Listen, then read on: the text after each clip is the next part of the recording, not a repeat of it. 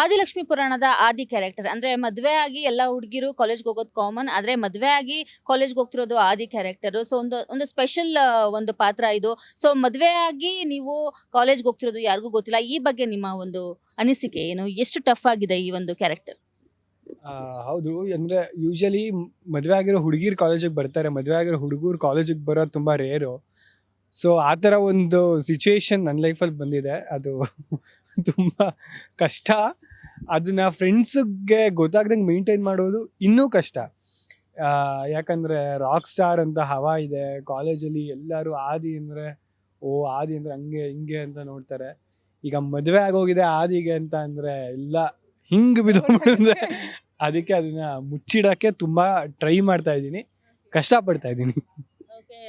ನಾವು ನೋಡ್ತಿರೋಂಗೆ ಆದಿಲಕ್ಷ್ಮಿ ಸೀರಿಯಲ್ ಕಥೆಯಿಂದ ಇಡ್ಬೋದು, ಒಂದು ಸ್ಪೆಷಲ್ ವೈಟೇಜಸ್ ಇದೆ ಎಲ್ಲ ಕ್ಯಾರೆಕ್ಟರ್ಗಳಿಗೆ. ಅಮ್ಮನ ಕ್ಯಾರೆಕ್ಟರ್ ಇರ್ಬೋದು, ನೀವು ಅನಾಥ ಮಗುನ ಏನು ಎಲ್ರಿಗೂ ಕುತೂಹಲ, ಇವ್ರು ಹೆಂಗೆ ಎನ್ನೆಲ್ಲ ಏನು ಆ ಥರ ಒಂದು ಕ್ಯಾರೆಕ್ಟರ್ ಇದೆ. ಹಾಗೆ ಆದಿ ಅವರು ನೆಕ್ಸ್ಟ್ ಏನು ಮಾಡ್ತಾರೆ, ಅವ್ರಿಗೂ ಕೂಡ ಒಂದು ಎಕ್ಸ್ಪೋಸ್ ಆಗೋದು ತುಂಬ ಇದೆ. ಸೊ ನೀವಿಬ್ಬರು ಇವಾಗ ಮದುವೆ ಹಂತ ಮುಗಿದು ರಿಸೆಪ್ಷನ್ ಹಂತಕ್ಕೆ ಬಂದಿದ್ದೀರಾ. ನಿಮ್ಮ ಒಂದು ಆದಿಲಕ್ಷ್ಮಿ ಸೀರಿಯಲ್ ಬಗ್ಗೆ ನಮ್ಮ ವೀಕ್ಷಕರ ಜೊತೆ ಏನು ಹೇಳ್ತೀರಾ? ಟ್ವಿಸ್ಟ್ ಅಂಡ್ ಟರ್ನ್ಸ್ನ ಎಷ್ಟು ಎಕ್ಸ್ಪೆಕ್ಟ್ ಮಾಡ್ಬೋದು? ಯಾಕೆಂದರೆ ಆಲ್ರೆಡಿ ಕುತೂಹಲದಿಂದ ಕಾಯ್ತಾ ಇದ್ದಾರೆ ಸಂಚಿಕೆಗಳಿಗೆ. ಸೊ ನೆಕ್ಸ್ಟ್ ಹೇಗೆ ಕಾಯ್ಬೋದು? ಖಂಡಿತ. ಆ್ಯಕ್ಚುಲಿ ಇನ್ನು ಹೋಗ್ತಾ ಹೋಗ್ತಾ ತುಂಬ ಟ್ವಿಸ್ಟ್ ಆ್ಯಂಡ್ ಟರ್ನ್ಸ್ ಇದೆ. ನನ್ನ ಮತ್ತೆ ಆದಿ ಮಧ್ಯದಲ್ಲಿ ಜಗಳಗಳಾಗಿರ್ಬೋದು, ಅಥವಾ ನನ್ನ ಅಮ್ಮ ಯಾರು ಅನ್ನೋದು ವಿಚಾರ ಆಗಿರ್ಬೋದು. ಸೊ ತುಂಬ ಕ್ಯೂರಿಯಾಸಿಟೀಸ್ ಬಿಲ್ಡ್ ಮಾಡಿದ್ದೀವಲ್ಲ, ಅದರದ್ದೆಲ್ಲ ರಿವೇಲ್ ಆಗ್ತಾ ಹೋಗುತ್ತೆ. ಸೊ ಡೆಫಿನೆಟ್ಲಿ ಅವರು ಇಷ್ಟು ದಿನ ವೆಯ್ಟ್ ಮಾಡಿದ್ದಕ್ಕೆ ಇನ್ನು ಹೋಗ್ತಾ ಹೋಗ್ತಾ ಉತ್ತರ ಸಿಕ್ಕತ್ತೆ ಅಂತ ನನಗನ್ಸುತ್ತೆ. ಸೊ ಇಷ್ಟು ದಿನಾನು ಹಿಂಗೆ ತುಂಬ ಚೆನ್ನಾಗಿ ಸಪೋರ್ಟ್ ಮಾಡಿದ್ದೀರಾ. ಎಲ್ಲ ಕಡೆಗೂ ನಮ್ಮದೇ ಮಾತು, ಆದಿಲಕ್ಷ್ಮಿ ಪುರಾಣ ಎಲ್ಲಿ ಹೋದ್ರೂ ಅಷ್ಟೇ ಲಕ್ಷ್ಮಿ ಲಕ್ಷ್ಮಿ ಅಂತ ತುಂಬ ಪ್ರೀತಿ ಕೊಡ್ತಾರೆ. ಫೋಟೋ ತೆಗೆಸ್ಕೊಳ್ಳೋದಾಗಿರ್ಬೋದು, ಅಥವಾ ರೆಕಗ್ನೈಸ್ ಮಾಡೋದಾಗಿರ್ಬೋದು. ಸೀರಿಯಲ್ ತುಂಬ ಚೆನ್ನಾಗಿ ಬರ್ತದೆ, ನಮ್ಮಿಬ್ರದ್ದು ಜಗಳ ತುಂಬ ಚೆನ್ನಾಗಿ ಬರ್ತಾ ಇದೆ ಅಂತ ತುಂಬ ಜನ ಹೇಳ್ತಾ ಇರ್ತಾರೆ. ಸೊ ತುಂಬ ಪ್ರೀತಿ ಕೊಟ್ಟಿದ್ದಾರೆ, ಇನ್ನು ಮುಂದೆನೂ ಹಾಗೆ ಕೊಡ್ತಾರೆ ಅಂತಲೇ ಅನ್ಕೊಂಡಿದ್ದೀನಿ. ಖಂಡಿತ ಅವ್ರು ಕೊಡ್ತಾರೆ. ಓಕೆ. ಇನ್ನು ಆದಿ ಅವರ ಯಾವುದೇ ಒಂದು ಸೀರಿಯಲ್ ಆದರೂ ಇತ್ತೀಚೆಗೆ ಬರ್ತಿರುವಂಥ ಸೀರಿಯಲ್ ಅದೆಲ್ಲ ಅದೇ ಕತೆ ಬಿಡು, ಇಲ್ಲ ರೀಮೇಕ್ ಮಾಡಿರ್ತಾರೆ, ಇಲ್ಲ ಸ್ವಮೇಕಲ್ಲಿ ಅದೇ ಕತೆ ಹೇಳ್ತಿರ್ತಾರೆ ಅಂತ ಇರ್ತಾರೆ. ಆದರೆ ಆದಿಲಕ್ಷ್ಮಿ ಸೀರಿಯಲ್ ಅದನ್ನ ಉಲ್ಟಾ ಮಾಡಿದೆ. ಯಾಕೆಂದರೆ ನೆಕ್ಸ್ಟ್ ಹಿಂಗೆ ಆಗ್ಬೋದು, ಲಕ್ಷ್ಮಿ ಮದುವೆ ಆಗಿ ಬಂದಿದ್ದಾಳೆ, ಅವಳಿಗೆ ತುಂಬ ಕಷ್ಟ ಆಗ್ಬೋದು, ಅವಳು ಮನೆ ಬಿಟ್ಟು ಹೋಗ್ಬೋದು, ಏನೇನೋ ಅಸಂಪ್ಷನ್ ಇತ್ತು ವೀಕ್ಷಕರಲ್ಲಿ. ಬಟ್ ಅದೆಲ್ಲವನ್ನ ಸುಳ್ಳಾಗಿಸಿ ಇದು ಸಪರೇಟ್ ಆದ ಒಂದು ವೇನಲ್ಲಿ ಹೋಗ್ತಾ ಇದೆ. ಸೊ ಆದಿಲಕ್ಷ್ಮಿ ಸೀರಿಯಲ್ ಇವಾಗ ನಡೀತಿರುವಂಥ ಸಿಚುವೇಶನ್ಸ್ ಬಗ್ಗೆ ನಿಮ್ಮ ಒಂದು ರಿಯಾಕ್ಷನ್? ನೀವು ಹೇಳ್ದಂಗೆ ಅದೇ, ಜನಕ್ಕೆ ತುಂಬ ಒಪಿನಿಯನ್ ಇದೆ, ಎಲ್ಲ ಸೀರಿಯಲ್ ಒಂದೇ ಕತೆ ಏನಿದೆ ಅಂದರೆ ಅದು. ಮತ್ತು ರಿಮೇಕ್ ಸೀರಿಯಲ್ಗಳಾದರೆ ಅದು ಇನ್ನಿಂದು ಜಾಸ್ತಿ. ಬಟ್ ನಮ್ಮದು ಶುರುವಿಗೆ ರಿಮೇಕ್ ಅಂತ ಆದ್ರೂ ಅದಾದಮೇಲೆ ಇಲ್ಲಿ ನೇಟಿವಿಟಿಗೆ ಕತೆ ಚೇಂಜ್ ಆಗ್ತಾ ಹೋಯ್ತು. ಇಲ್ಲಿನ ಆಡಿಯನ್ಸ್ಗೆ ಯಾವ ಥರ ಬೇಕೋ ಕತೆ ಆ ಥರ ಮಾಡೋಕ್ಕೆ ಶುರು ಮಾಡಿದ್ರು. ಕತೆ ಇನ್ನೂ ಡೆಪ್ತಾಗಿ ಎಮೋಷನ್ಸ್ ವೈಸ್ ತುಂಬ ಡೆಪ್ತಲ್ಲಿ ಹೋಗೋಕ್ಕೆ ಶುರು ಆಯಿತು. ಸೊ ಕತೆ ಖಂಡಿತ ಯುನೀಕ್ ಆಗಿದೆ. ಆ್ಯಂಡ್ ಟ್ವಿಸ್ಟ್ ಆ್ಯಂಡ್ ಟರ್ನ್ಸ್ ನೀವು ಹೇಳ್ದಂಗೆ ಇನ್ನೂ ತುಂಬ ಬರೋದಿದೆ. ಮೇಜರ್ಲಿ ಈ ರಿಸೆಪ್ಷನ್ ಬಂಚ್ ಏನಿದೆ ಅದರಲ್ಲಿ ಆದಿ ಬರ್ತಾನೆ.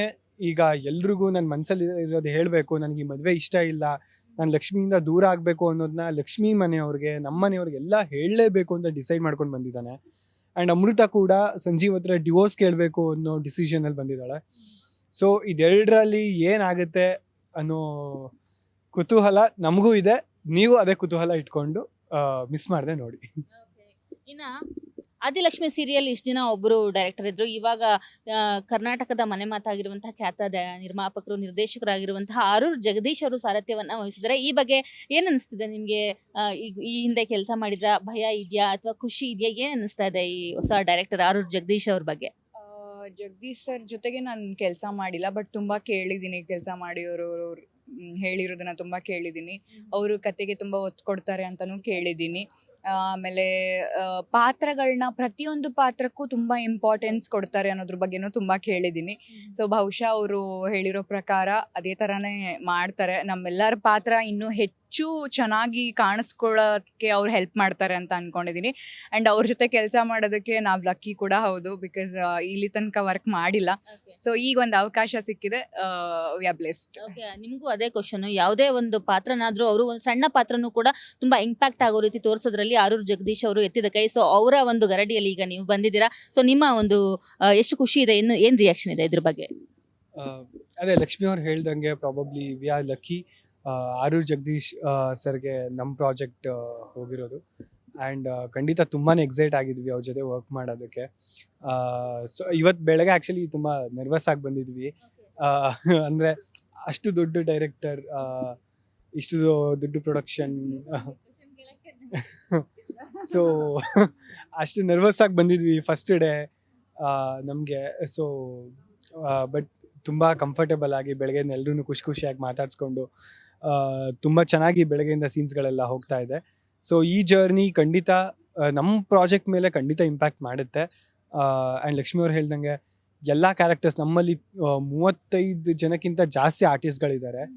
ಸೊ ಪ್ರಾಬಬ್ಲಿ ನಮ್ಮ ಪಾತ್ರಗಳ ಥರನೇ ಅವರೆಲ್ಲರ ಪಾತ್ರಗಳನ್ನು ಹೈಲೈಟ್ ಆದರೆ ಕತೆಗೆ ಇನ್ನಷ್ಟು ಸ್ಟ್ರೆಂತ್ ಸಿಗುತ್ತೆ ಅಂತ ಅಂದ್ಕೊಂಡಿದ್ದೀವಿ.